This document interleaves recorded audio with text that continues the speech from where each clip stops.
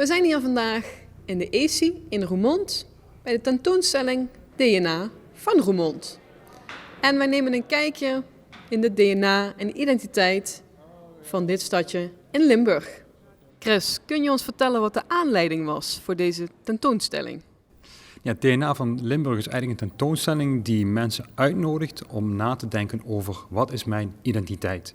En je zou denken, als je de titel hoort, het DNA van Limburg, dat het echt gaat alleen maar over dat DNA van Limburg. En zelfs dat er wellicht zoiets bestaat als DNA van Limburg, maar dat is absoluut niet het geval. We willen juist mensen laten nadenken over je eigen identiteit. Waar bestaat die uit?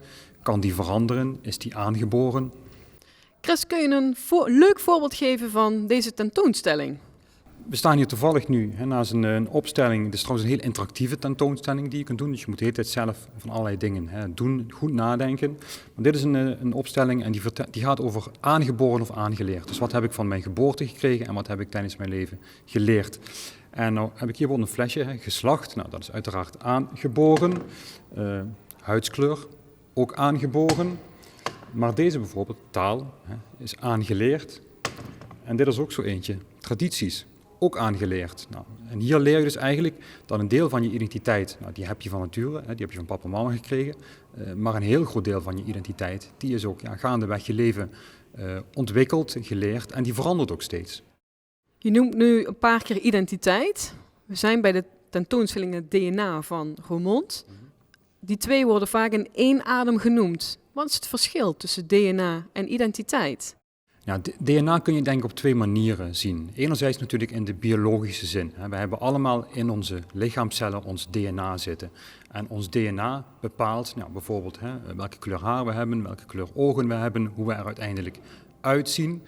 Dat bepaalt ons biologische DNA. Maar DNA kun je zich ook overdrachtelijk, metaforisch zien. Ja. En dan gaat het meer over wie ben ik? Wat zijn de dingen die ik heb meegekregen van thuis uit of vanuit de cultuur, de maatschappij, Nederland, Limburg, waarin ik ben opgegroeid. Petra, jij bent op zoek gegaan naar het DNA van Roermond. Wat is daarop jouw antwoord? Ja, het DNA van Roermond, dat zit in jezelf. En voor mij is het Limburgs, het Limburgse meisje.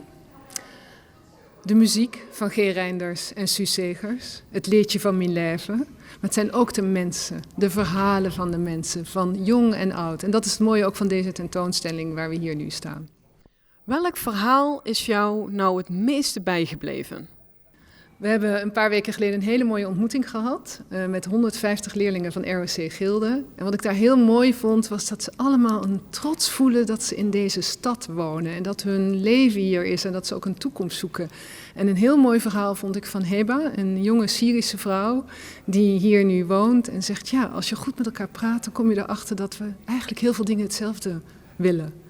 Fijn met je familie, een mooi huis, leuke vrienden en af en toe leuke dingen met elkaar meemaken. Welke tip zou jij nou kunnen geven aan nieuwkomers of mensen die besluiten om in Roermond te komen wonen? Wat ons is opgevallen is dat Roermond elkaar nog niet goed genoeg kent. Dus loop eens een keertje je buurt uit. Steek eens een keer de spoorlijn over. Ga eens een keer aan de andere kant van de stad. En ga met elkaar wandelen. Nodig iemand uit die je nog niet zo goed kent. En ga daarna een lekker stukje vlaai eten. We gaan op zoek naar het geluk van Limburg. En wat zien we hier? Daar had Petra het juist al over. De tip die ik aan mensen wil geven die in Limburg komen wonen, is heb geduld. Mensen moeten je leren kennen. Dus blijf komen, laat je zien en ga in gesprek. Wethouder, het DNA van Roermond. Zijn daar nou ook eigenlijk vooroordelen naar voren gekomen in deze looptijd van deze tentoonstelling? Ja, die zijn er altijd wel. En dan zijn het de klassieke dingen, carnaval, vlaai, dat soort dingen. Alsof er niks anders is bij DNA dan die invalshoek. En er is natuurlijk veel meer. Vertel. Ja, kon ik dat maar zo samenvatten, dan hadden we dit soort exposities natuurlijk ook niet nodig. Maar waar het eigenlijk op neerkomt, denk ik, is dat je een heleboel specifieke dingen hebt in een stad en een omgeving, die ook je eigen eigenheid geeft, je eigen identiteit mee onderbouwt. En dat aan de andere kant, mensen zijn mensen, maken allemaal hun levensverhaal mee. En dat is eigenlijk over de hele wereld hetzelfde. U bent zelf niet geboren in Limburg. Voelt u zich wel Limburger? Ja, wist ik dat maar. Ik heb over de hele wereld gewoond en gewerkt, 20 jaar lang. Ik ben geboren en getogen in Amsterdam. Dat waren dus de eerste 20 jaar.